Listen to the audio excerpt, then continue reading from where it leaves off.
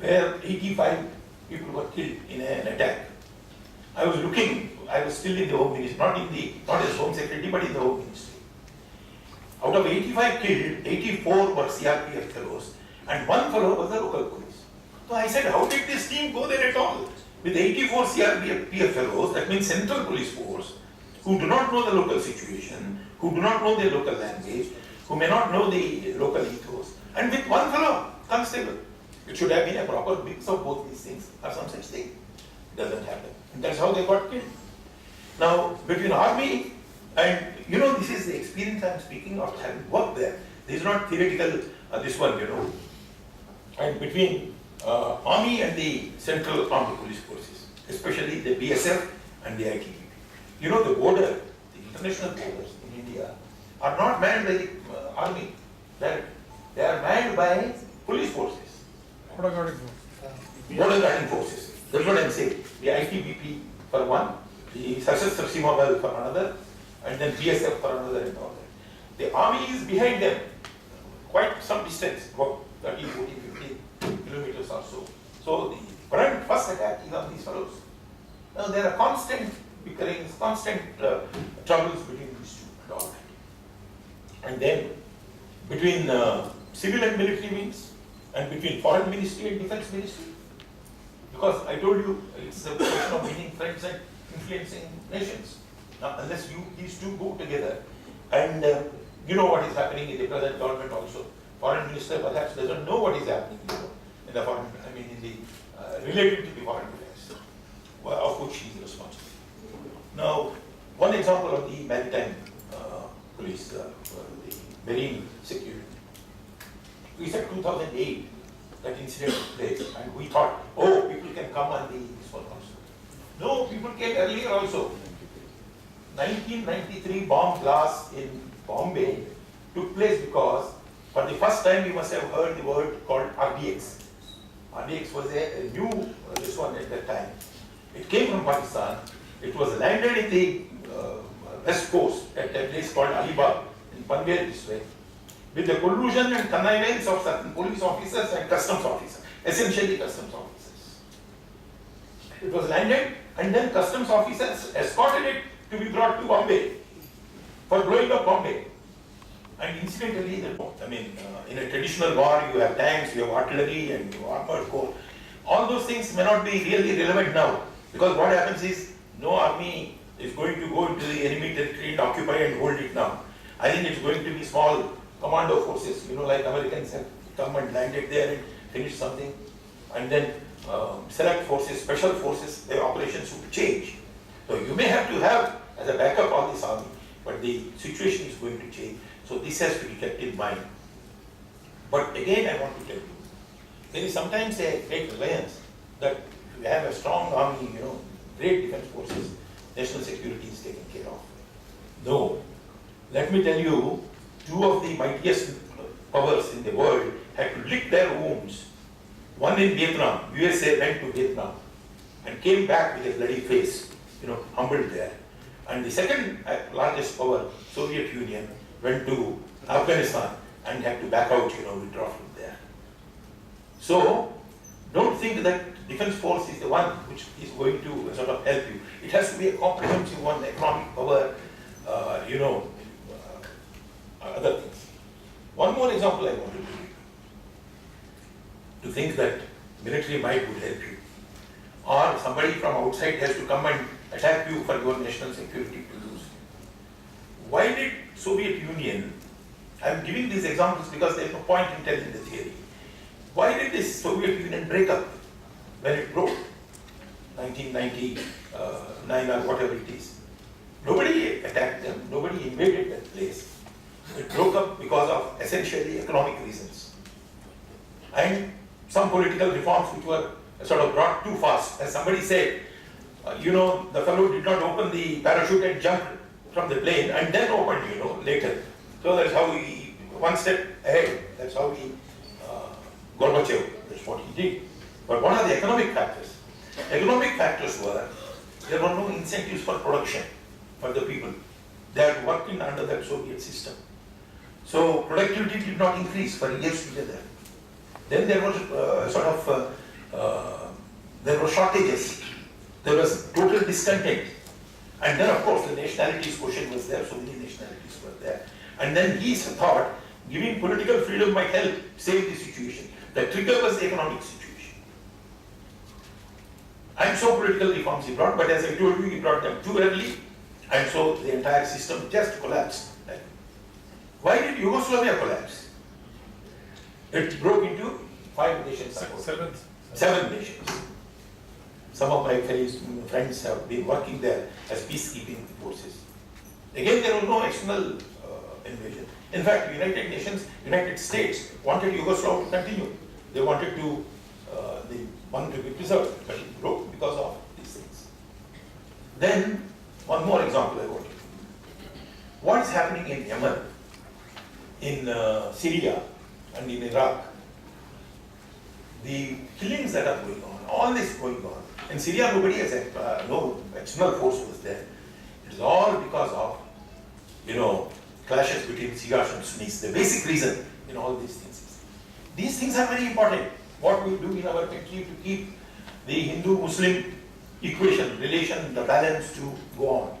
If that goes out of the order, it's only ethnic clashes which are going on there, which have triggered all these things. Between Kurds and non-Kurds, and then between Shias and Sunnis, and then the entire Middle East is on fire because of these things.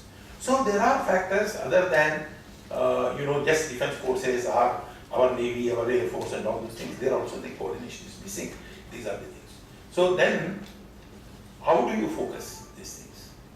Now that is where the human security, this one comes. This concept came in about 1994 when the United Nations Human Development Report was made. There they said, the focus now has to be on providing security for the individual and a community. Community means a community of people living in a particular area, or whatever it is. Not community of Kamas or, Papus or something else, Yadavas and all. Community in that sense. To individuals and small communities. You should look after their security. If their security is taken care of, the national security is taken care of, and the global security is taken care of. Now, what is this human security? Let me give you some of these things. The first one is economic security. Economic security not of the nation as a whole. Economic security of the individual. Now, what is that?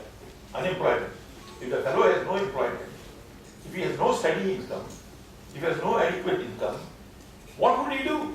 Absolutely. He would join Naxalism. Exactly. So skilling is very important. Not killing, skilling. So skills development. Otherwise, there would be potential candidates for Naxalism or terrorism. That's what they would go. The second one is food security for the individual.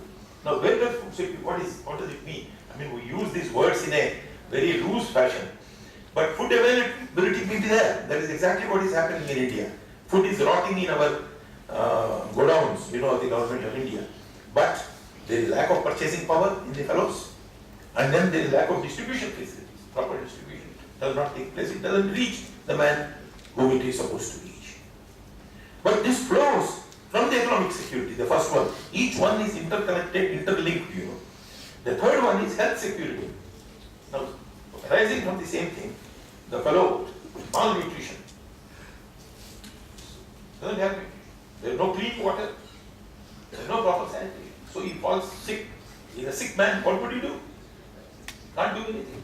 So either he becomes a useless fellow for the society, no productivity, or as you correctly said again, he becomes a theoretician for some terrorist group or whatever it is. Then environmental security, unsanitary conditions in an area. That also breeds this one.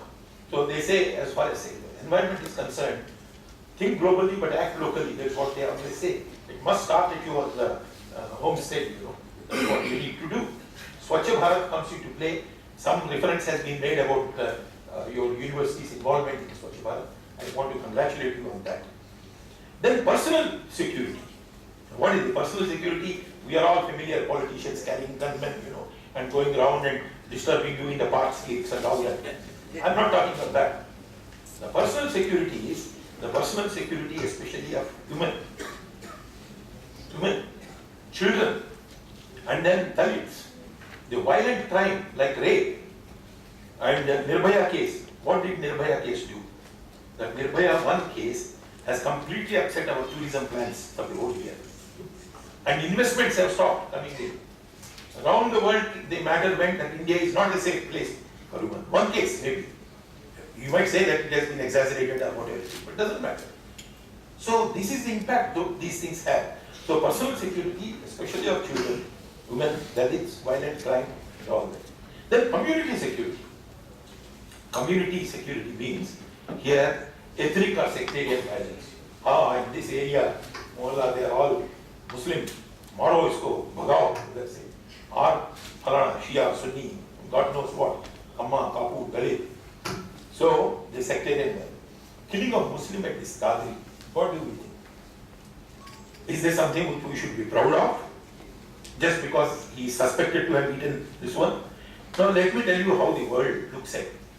In 1974 or so, first time I went abroad. Because I did a lot of good work in agriculture, there was a world seminar called Change in Agriculture, Change Agents. So I was supposed to be one of the change agents who brought a lot of development in Maharashtra, so they invited me. Then I went there.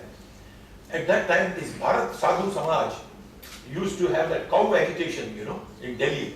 And then a lot of people were killed in front of the parliament because of shooting and all that. That was at its height. Everybody used to ask me, "Arey, don't you have any other work except, dying for cows, in front of the parliament? So how long will it go on? And what about your irrigation work? What about your development work? What about your health? As if we have no other work to do, we concentrate on these things, No, these things have an impact. So people, in a way, laugh at us, when we do these things. So this is the community, this one. And then political security. Political security in the sense, the political dissidents, the political fellows who don't support the governmental policies, there is a sort of harassment to these fellows. And for instance, in the around the world, UN says that 110 countries practice political repression, torture, ill treatment, disappearances, etc. But luckily on this one score, India has got a fairly good record, much better. But in the others, it's bad. If you take care of these things, if you have a good individual who is satisfied, who has a minimum requirements are met, who need not go from pillar to post for these things, doesn't your national security improve? Would your Naxalite problem not come down? This is the thing. I think the focus has to shift, So I thought, this is all growing, but at the same time, do you know, the economic disparities are also growing very much in India. So there are indices to sort of find out how the economic disparity is sort of increasing. Then, where do the threats from the national security come? One is national security threats come from our conventional and traditional force, nation states. Then non-state actors, like fundamentalists, terrorists. And this is preferred because, why do they prefer that? They prefer because of deniability. Tomorrow somebody comes, you can deny it, saying he's not from us. You prove that he's from Pakistan, but so he says, so what? But we don't know, he has crossed into your border. So you have killed him, no, that's good enough. So why do you say that? Why do you link him to the establishment? Say. So deniability is this one. So I think future wars are going to be essentially through these non-state actors, And then transnational crime syndicates, they are also a danger. I will give you examples. The crimes, they are quite vicious, let me tell you. And especially those funded from abroad. And they come in the name of educating or doing something else and improving your this one. But a number of them, their objects and environment concerns are creations of the West to hold you in bondage forever, So they can always say human rights are protecting you. So the colonialism has gone, but human rights come, borrow or borrow will go. So he's not doing this, he's not doing that. So in this background, the only 2 points I wanted to mention is because it has become quite lengthy, it has become 12, even though I am like that some professor was called to talk. There were many speakers. But then what he did is, a lot of people were giving him hints. Please sit down, sit down, sit down. The fellow didn't listen to them. At the 45th minute, he sat down on his own. Then he said, look, I am a lecturer. I take a class for 45 minutes, you know. I can't get out before that. 45th minute, I have to get out. So, something like that I have gone further. But on China, the great expert, my friend, is here, who has made a lot of study in China. Now, making friends